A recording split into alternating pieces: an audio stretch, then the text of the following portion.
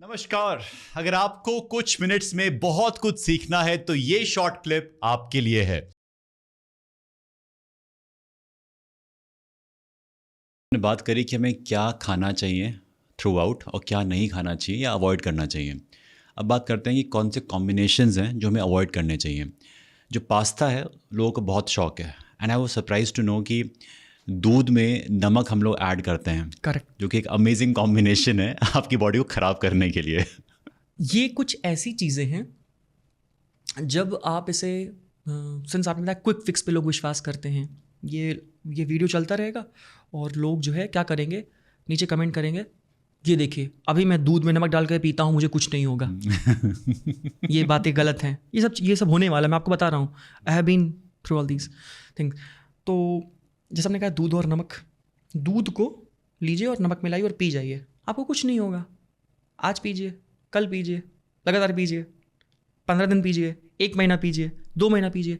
तीसरे दिन आपको यहाँ पर हल्की ईचिंग होगी, आपको हल्का कॉन्स्टिपेशन होगा, आपको लगेगा कॉन्स्टिपेशन, लगता है मैंने कल मैदा खाया इसकी वजह से कॉन्स्टिपेशन हो रहा है, आपको ऐसा महसूस होगा।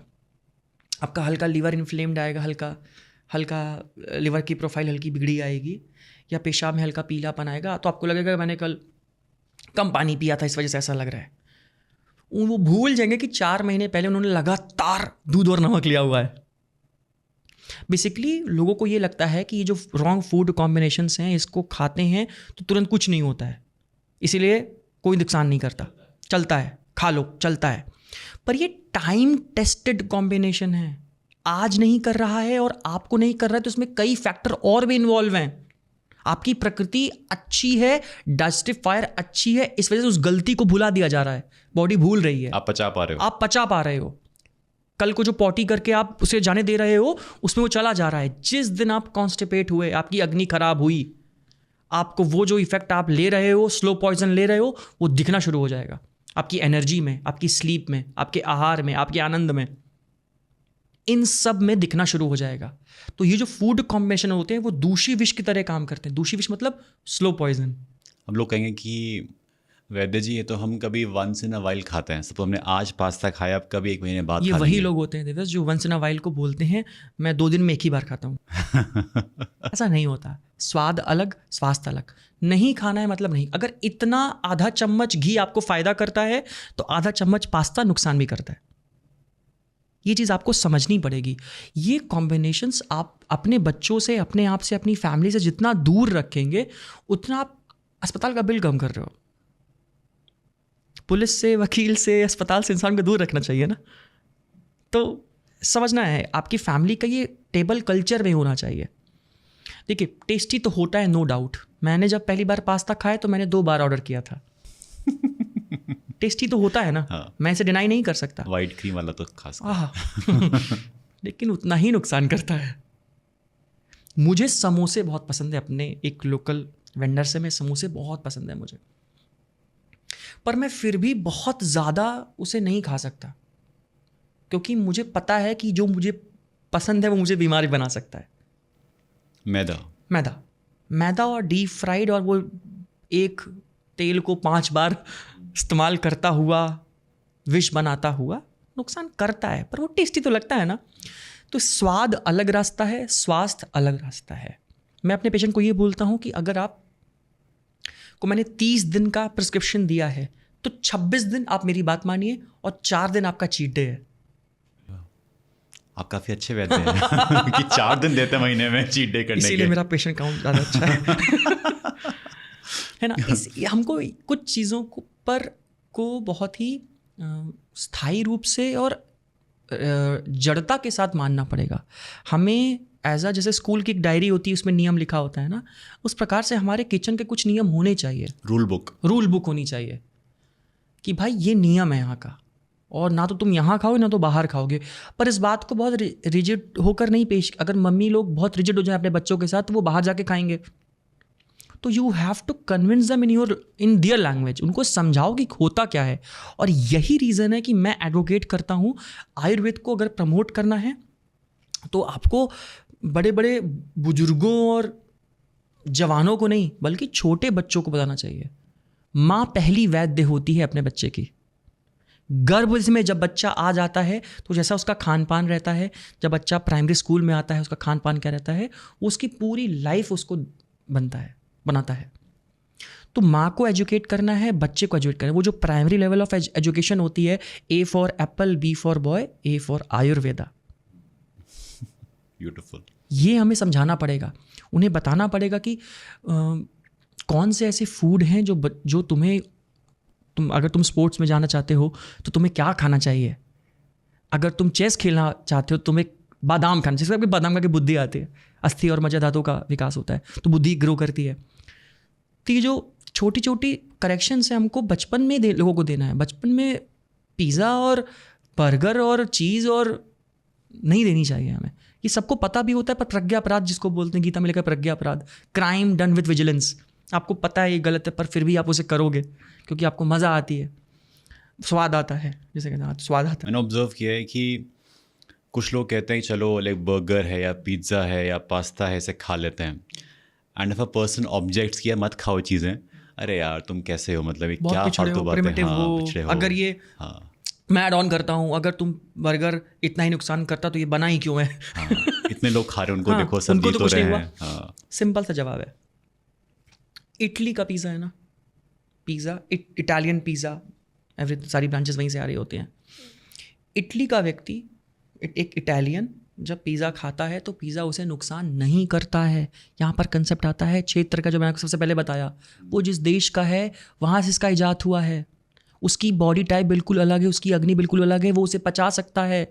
पर आप जिस कॉन्टिनेंट में हो, जहाँ के हो, जिस जेनेटिक्स के हो, आप सिर्फ अन्न पचा सकते हो, अन्नावय प्राणा। एग्जाम्पल देता हूँ, दाल और चावल। नॉर्थ में दाल और चावल है, साउथ में जाते हो वो डोसा बन जाता है, उड़द की दाल और चावल। महाराष्ट्र में जाते हो अलग डिश बन जाती है। जैसे गुजरात में जाते हो उसी दाल का ढोकला बन जाता है। आसाम में जाते हो उसको चावल से अलग प्रकार से सर्व किया जाता है। उड़ीसा में अलग प्रकार का वही चावल होता है, उसी फैमिली का चावल होता है, वहाँ भी वही लोग खा रहे होते हैं। खा आप दाल चावल ही रहे होते हो, अलग अलग कॉम्बिनेशन में, आपको कभी नुकसान नहीं करेगा। पर यही डोसा, यही इडली साउथ में अगर बहुत आप खा रहे हो, बहुत अच्छे से खा रहे हो, कभी नुकसान नहीं करेगा। जैसे कोई नॉर्थ इंडियन साउथ में जाता है जॉब के पर्पज़ से, बैंगलोर जाता है और वहाँ का खाना शुरू करता है, वहाँ के खाने को पिक करता है, वो बीमार होना शुरू हो जाता है, क्योंकि उसके जीन्स, उसका बिल्डअप बिल्कुल अलग होता है। स्टेपल डाइट जिसे कहते हैं, स्टेपल डाइट। एक ही बताइए, suppose I am from Dehradun, लेकिन मुझे लगता है जो मेरे एंसेस्टर्स हैं वो हैं राजस्थान से, क्योंकि हम लोग बनिए लोग हैं, तो राजस्थान इज़ द लाइक गढ़। बट हम रह रहे हैं देहरादून में from years and years, like 100+ years से देहरादून के अंदर है। तो मेरे फादर, ग्रैंडफादर वहीं पे हुए। तो जो मेरा लाइक नेचर हुआ वो कहाँ का हुआ, देहरादून का हुआ या फिर राजस्थान का हुआ? अच्छा सवाल है आपका, बहुत अच्छा सवाल है। इसको बहुत तसल्ली से आपको जवाब देता हूँ। यहाँ भी अब नियम के अंदर 2 नियम लग गए, यानी कि आपके जीन्स कहाँ पे हैं और आप किस जगह पे बहुत दिन से हो। इसको बोलते हैं एक्लिमेटाइजेशन। बॉडी एडॉप्ट करती, इसको बोलते हैं सात्मता का नियम। फॉर एग्जाम्पल, जैसे कि दही नहीं खाना चाहिए, मैंने आपको बोला, ठीक। बंगाल में बहुत सी ऐसी फैमिलीज हैं जो चावल के साथ दही खाती हैं, बहुत साल से खा रही हैं, कोई बीमारी नहीं हुई। इवन इन साउथ जो कर्ड राइस उनका तो बिल्कुल बेस्ट है, कोई बीमारी नहीं हुई। तो उनका एग्जाम्पल अगर वो आके आपको पूछें कि ये तो फिर गलत हो गया, गलत नहीं हुआ। यहाँ पर अब नियम के दूसरे नियम लागू होते हैं। नियम ये कहता है कि कुछ चीज़ें जब आपकी पाचक अग्नि बहुत तेज़ होती है तो उसे सात्म कर लेती है, ओक सात्म कर लेती है, मतलब? ओक सात्म यानी एडॉप्ट कर देती है, अडॉप्ट कर लेती है। अच्छा, छोटी छोटी मात्रा में जब आप कोई भी चीज़, एग्जाम्पल दूँ, चंद्रगुप्त मौर्य को इतना इतना विष देते थे चाणक्य बचपन से, इतना इतना विष देते थे बचपन से, इतना इतना विष देते, कुचला विष देते थे, स्वर्ण भस्म खिलाते थे और इतना इतना विष देते थे। क्यों देते थे? कि जब उसकी बॉडी ग्रो करेगी और कोई विष कन्या अपने नाखून से उस पर प्रहार करेगी तो उसको कोई असर ना आए, जब वो राजा बन जाएगा। बॉडी ने लाइक अडॉप्ट कर लिया, एडॉप्ट किया विष को, अडॉप्ट कर लिया। यही इस्तेमाल खाने के साथ होता है। कि जब आप कोई भी छोटी खराब चीज़ ही सही, अगर आपको बहुत पसंद है, छोटी छोटी मात्रा में ले रहे होते हो तो वो अडॉप्ट हो जाता है। एग्जाम्पल, दूसरा एग्जाम्पल, शराब, अल्कोहल। बाहर ठंडे रशिया में कल्चर है, बच्चा 14 साल का होता है, पिताजी उसको चीयर्स करते हैं। इतनी मात्रा में, जब छोटी छोटी मात्रा में वो जब लेना शुरू करते हैं उस ठंडे प्रदेश में, उन्हीं के जीन्स के, उन्हें कोई नुकसान नहीं होता, कोई लीवर सिरोसिस नहीं होगा, उन्हें लीवर की कोई बीमारी नहीं होगी। पर जैसे उसकी मात्रा अनियंत्रित होती है या फिर वो वहाँ का व्यक्ति कोई और व्यक्ति लेता है उसकी जगह, उसे सारी बीमारियाँ होंगी अल्कोहल की, चाहे वो कितनी अच्छी अग्नि हो या वो कितना पी सकता है, उसका कितना कैलिबर हो। तो बहुत से नियम, इसी वजह से मेरी पूरी जीवन बीत जाएगा, मैं आयुर्वेद को समझ नहीं पाऊंगा। मैं आपको जितनी ये बातें बता रहा हूँ, ये आयुर्वेद का 0.5% भी नहीं है। हम अपना समय फिजूल के कन्वर्सेशंस और बाकी लोगों को वेस्ट को केटर करने में लगे रहते हैं कि हम ऐसी रिसर्च कर लें, साबित कर लें कि अश्वगंधा से नींद आती है और अश्वगंधा से बॉडी बिल्डिंग होती है, मेरे पास यहाँ का रिसर्च पेपर है। वेस्ट को केटर करने में लगे हुए हैं, बल्कि जो लिखा हुआ है उसे इंटरप्रेट करने में समय नहीं देते। इसीलिए आयुर्वेद को रिसर्च नहीं, इनोवेशन चाहिए। इस पे समय, इस पे अपनी उम्र देने वाले लोग चाहिए। ऐसे कॉलेजेस चाहिए जो एकेडमिक नहीं, जो इन वैल्यूज़ को केटर करते हो। ऐसे इंस्टीट्यूट चाहिए, ऐसे वैद्य चाहिए, ऐसे पॉलिटिशियंस, ऐसे डिसीजन मेकर चाहिए जो इनको केटर करते हो, इन चीज़ों को केटर करते हो। कि जो शब्द लिखा है बस उसको पनीर में प्रोटीन होता है इसको ना समझे, पनीर में और प्रोटीन के बियॉन्ड और क्या क्या चीज़ें होती हैं, ये तो देखो उसके बनाने के तरीके। हाँ, बिकॉज जितना मुझे पता है, एज पर आयुर्वेदा वो फूड को ऐसे बांटता नहीं है कि इसमें प्रोटीन है, इसमें कार्ब्स हैं, इसमें फैट है। आपकी जो जुबान होती है जी, ये ब्रेन, फर्स्ट ब्रेन होती है, ये सेकंड ब्रेन होता है। आप जब दाल खाते हो तो आपकी जुबान आपको ये नहीं बताती कि आपने इतने ग्राम प्रोटीन लिया, इतने ग्राम कार्ब लिया, इतने ग्राम फैट लिया।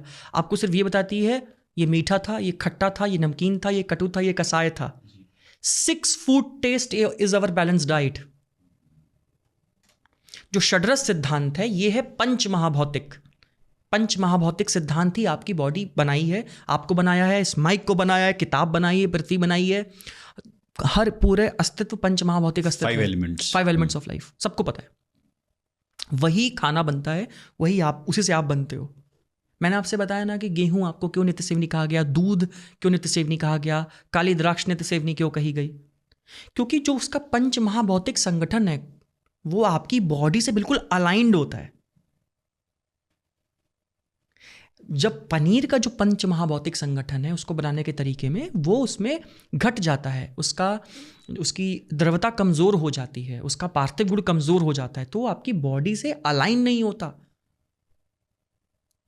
इस वजह से हमें इन सब कंसेप्ट पे अब मेरे को कोई पूछे सर मुझे अपना पंच महाभौतिक संगठन दिखाइए, तो मैं कोई रिपोर्ट नहीं करा सकता उसकी, क्योंकि ये एक एब्स्ट्रैक्ट अंडरस्टैंडिंग ऑफ बॉडी है। Ayurveda minus spirituality is big zero. Ayurveda को सिर्फ एब्स्ट्रैक्ट वैल्यू से समझा जाए, क्योंकि ये नज़रिया बहुत खूबसूरत है। आयुर्वेद मेडिसिन बेस्ड काम नहीं करता, इसको कंपनियां या फिर कॉर्पोरेट नहीं चला सकते। ये इंडिविजुअल अंडरस्टैंडिंग ऑफ वैद्य पे डिपेंड करता है।